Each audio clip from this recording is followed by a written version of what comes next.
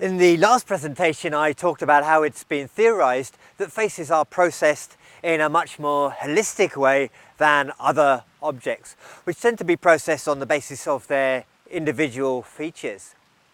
So what does that tell us about Photofits? Well, traditional Photofit systems are very much focused on getting people to analyze faces feature by feature. That is, the eyewitness sits down with a big library of different features to build up a picture of the person that they saw. You choose a nose that fits, then you choose a mouth that fits, and so on. Here are some examples of Photofits created in research on the topic. Even when the target face is actually in view, we tend to get very poor likenesses. Of course, in a real crime, it's likely to be even worse because the witness will be doing it from memory, possibly a quite flaky memory.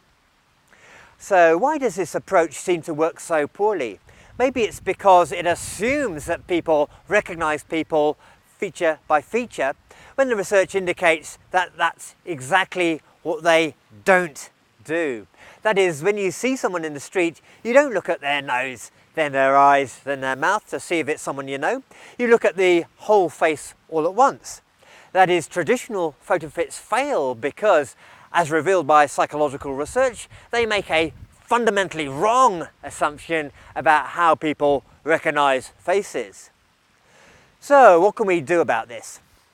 Well, in recent years, psychologists have attempted to come up with alternative Photofit techniques that don't rely on this feature-by-feature approach, and instead tap into cognitive psychology findings about face recognition and memory.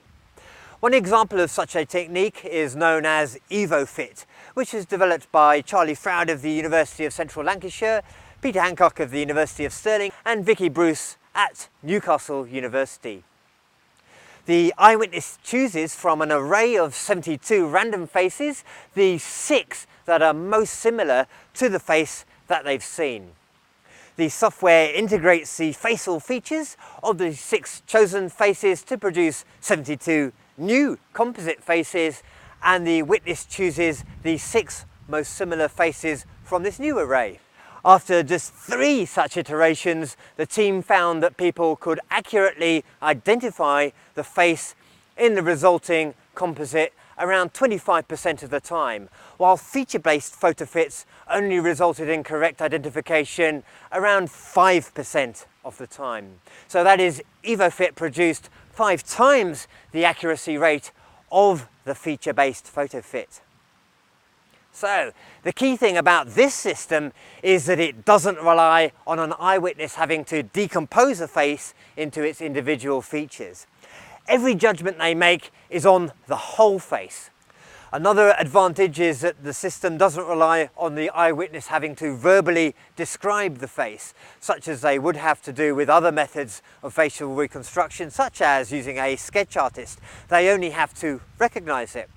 Another thing that EvoFIT does is to deliberately blur what they call external features. So these are the hair, the ears and the neck, in order to draw people's attention to what they call the internal features, such as the eyes, eyebrows, nose and mouth. This is because the internal features are much more important to identification, and the external features can distract from these. Finally, they also use sliding scales to allow the eyewitness to manipulate the image of the face. But crucially, these scales all operate at the holistic level. That is, they adjust things that affect the whole face, not just bits of it. Examples might include age, health, weight, honesty, and masculinity. So the idea is that if you can produce the face of a suspect using these techniques, you'll end up with a better likeness of the suspect. Of course, like everything, there are some caveats to bear in mind when we're talking about the efficacy of EvoFIT. First, much of the research into EvoFIT has been carried out quite naturally by the people who created it, and so it would be good to have more research by some more independent researchers. It's also worth noting that not every single study found a clear advantage of EvoFIT over more traditional feature-based photofit techniques, though these studies seem to be the exception rather than the norm. There's some variation in outcomes depending on the details of how the recognition task is performed and measured. It's also worth remembering that, as mentioned earlier, the likenesses of criminals can also be created by using sketch artists, where they tend to use a holistic approach to recreating the face.